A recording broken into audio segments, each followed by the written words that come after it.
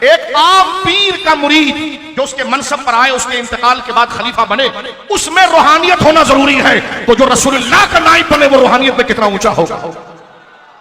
کتنی بڑی جرت اور بے غیرتی ہے،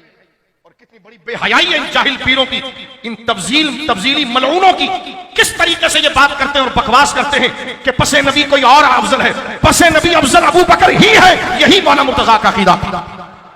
اور یہ چھوٹی غلطی نہیں ہے، اس کے خلاف بات کرنا چھوٹی غلطی نہیں ہے، یہ پوری امت کو گرانا ہے، یہ اہل سنت سے بدترین غداری ہے۔ یہ کوئی چھوٹی غلطی نہیں کو مستحب اور غیر مستحب کا اختلاف، یہ کہنا کہ پس انبیاء، پس مصطفیٰ یعنی حضور کے بعد کسی اور بزرگ کا نام لینا، کہ حضور کے بعد کوئی اور بزرگ افضل ہے اور اس پر نوٹ نشاور کرنا، اس سے بڑی اہل سنت سے غداری نہیں ہے۔ اس لیے کہ اہل سنت ہوتا ہی بندہ وہ ہے جو نبی کے بعد غیر نبی میں افضل ابو بکر صدیق۔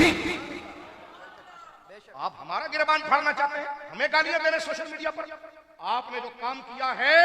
بغیر توبہ کے اس سے کبھی نہیں ہٹ سکتا، یہ گستاخی نہیں ہے، یہ اجماع اہل سنت کی پیٹھ میں خنجر گھونپنا ہے۔ یہ بدتمیزی سنی رہ کر کوئی نہیں کر سکتا، اور جو سنی ہو وہ یہ بات کر نہیں سکتا، اور جو یہ بات کر دے وہ سنی نہیں رہ سکتا۔ کیونکہ کیوں نہیں رہ سکتا شاہ صاحب؟ میں نے کہا اس لیے کہ قرآن کی کئی آیتوں کا انکار آ جائے، کئی حدیثوں کا انکار آ جائے،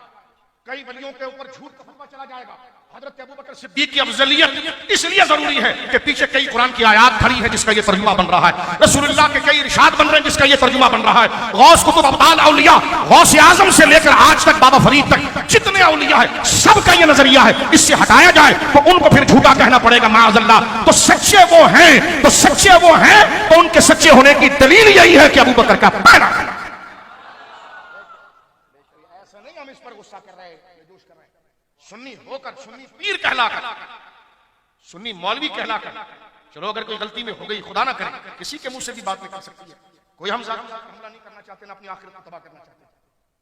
کسی سے ذاتی حملہ کر کے عمر ہماری نکل گئی، ابھی قبر کا وقت قریب ہے تو ہم اپنی قبر کو بغض رکھ کر کالا نہیں کرنا چاہتے، اور حق کو چھپا کر بھی کالا نہیں کرنا چاہتے۔ بات دراصل جو اہل سنت کی ہے وہ یہ ہے کہ ولایت میں بھی ابو بکر اعلیٰ، یہی سرکار مولا کا عقیدہ ہے، اس سے ہٹانا مولا کو جھٹلانا ہے۔ تو اب علی کو مان رہا ہے تو علی کی بھی مان، سنی وہ ہے جو علی کو بھی مانتا ہے اور علی کی بھی مانتا ہے، جس کے پیچھے علی نماز پڑھے اس میں روحانیت